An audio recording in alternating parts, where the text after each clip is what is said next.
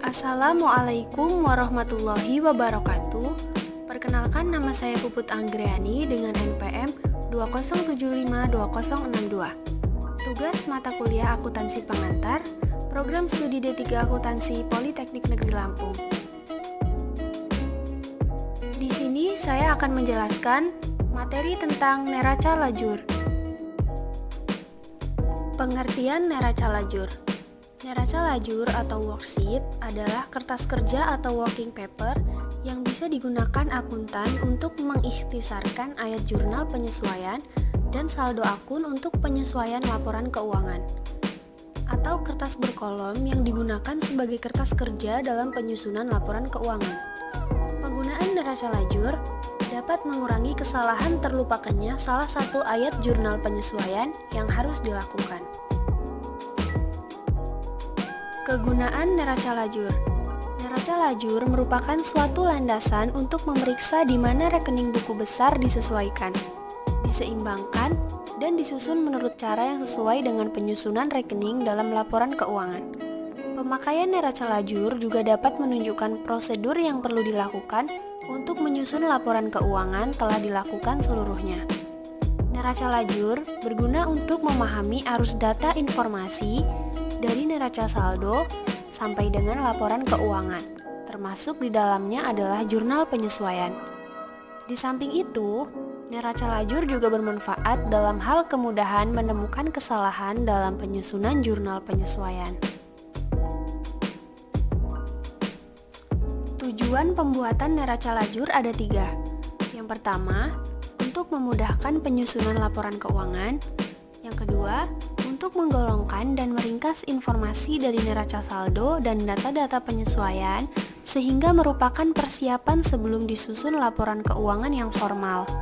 Dan yang ketiga, untuk memudahkan kesalahan yang mungkin dilakukan dalam pembuatan jurnal penyesuaian.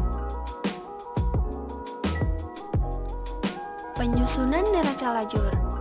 Neraca lajur disusun dengan memindahkan data-data neraca saldo dan jurnal penyesuaian. Neraca lajur haruslah disusun berkolom-kolom dan untuk perusahaan dagang atau jasa biasanya terdiri dari 10 atau 12 kolom. Neraca lajur juga harus dilengkapi informasi mengenai nama perusahaan, neraca lajur, dan periode pembuatan neraca lajur yang diletakkan di bagian atas tengah. Bentuk neraca lajur. Bentuk akun format neraca lajur atau worksheet dapat dibuat dalam 6 kolom, 8 kolom, 10 kolom, atau 12 kolom. Namun, format yang sering digunakan adalah format 10 kolom. Dapat teman-teman lihat, di sini saya telah menunjukkan sebuah tabel yang merupakan bentuk neraca lajur 10 kolom. Bagian-bagiannya yaitu ada nomor akun, nama akun, neraca saldo, ada sisi debit dan kredit, penyesuaian, ada sisi debit dan kredit, neraca saldo setelah penyesuaian, ada sisi debit dan kredit, laba rugi, dan neraca juga sama, terdapat sisi debit dan kredit. Ini merupakan bentuk neraca lajur 10 kolom. Nah, kita lanjut ke bagian-bagian dalam neraca lajur. Nah, dalam neraca lajur terdapat 5 bagian. Yang pertama, neraca saldo. Yang kedua, jurnal penyesuaian. Yang ketiga, neraca saldo setelah penyesuaian. Yang keempat, laporan laba rugi. Dan yang kelima, ada neraca. Baiklah, kita akan membahas bagian yang pertama pada neraca lajur, yaitu neraca saldo. Nah, neraca saldo ini terletak di sebelah nama rekening atau nama perkiraan akun. Nah, neraca saldo ini diambil dari neraca saldo yang telah dibahas sebelumnya. Apabila neraca saldo tidak dibuat, dapat diambil dari setiap akun di buku besar. Jadi sebenarnya dengan menggunakan neraca lajur tidak perlu dibuat secara terpisah.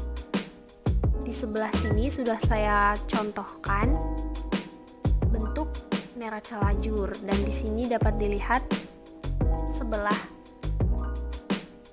kiri penyesuaian yaitu neraca saldo.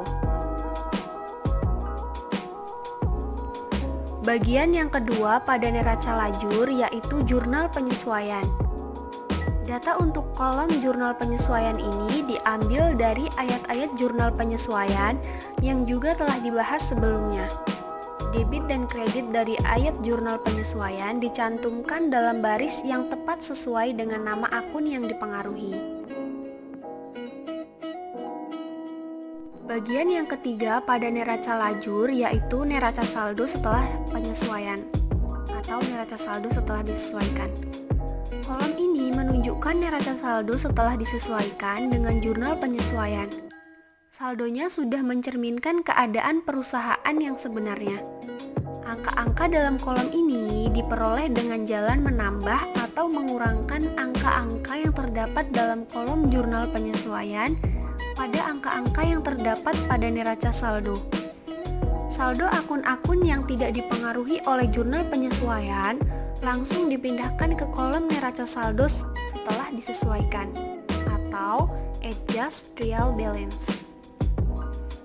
Jadi intinya, debit neraca saldo ditambah debit jurnal penyesuaian menghasilkan debit neraca saldo setelah penyesuaian. Dan kredit neraca saldo ditambah kredit jurnal penyesuaian menghasilkan kredit neraca saldo setelah penyesuaian. Apabila NS ada angka, jurnal penyesuaian kosong, maka debit neraca saldo langsung dipindahkan ke debit neraca saldo setelah penyesuaian. Kredit neraca saldo langsung dipindahkan ke kredit neraca saldo setelah penyesuaian. Dan apabila neraca saldo kosong, jurnal penyesuaian ada angka, maka debit jurnal penyesuaian langsung dipindahkan ke debit neraca saldo setelah penyesuaian. Dan kredit jurnal penyesuaiannya langsung ke kredit neraca saldo setelah penyesuaian. Bagian yang keempat pada neraca lajur yaitu laba rugi. Pada bagian ini berisi semua perkiraan nominal yang merupakan perkiraan yang akan dikelompokkan atau dimasukkan dalam laporan perhitungan laba rugi. Dalam kolom ini, debit dan kredit dalam lajur laba rugi dijumlahkan. Bila sisi kredit lebih besar dari sisi debitnya, maka perusahaan akan mendapatkan laba. Dan sebaliknya, bila sisi debit yang lebih besar dari sisi kredit, maka perusahaan menderita kerugian. Jadi, saldo laba ini ditulis di kolom debit laba rugi, sedangkan saldo rugi ditulis di kolom kredit laba rugi. Bagian yang terakhir pada neraca lajur yaitu neraca. Neraca berisi semua perkiraan real yang merupakan perkiraan dari akun sebelumnya. Kolom neraca ini berfungsi untuk melihat jika masih ada kesalahan atau ketidaksesuaian saat menyusun neraca saldo setelah penyesuaian dan memeriksa ketepatan perhitungan yang dilakukan. Setelah semua saldo akun yang ada dipindahkan, masing-masing kolom dari kelima kolom dijumlahkan. Laba rugi bersih dapat dicari dengan mengurangkan jumlah debit pada jumlah kredit kolom laporan laba rugi. Apabila jumlah kolom kredit lebih besar dibandingkan dengan jumlah kolom debit, maka kelebihan ini merupakan laba bersih. Sebaliknya, apabila kolom debit lebih besar dari kolom kredit, maka sisanya adalah rugi bersih. Demikianlah tadi paparan materi neraca lajur dari saya. Apabila ada kesalahan, saya mohon maaf yang sebesar-besarnya. Terima kasih. Wassalamualaikum warahmatullahi wabarakatuh.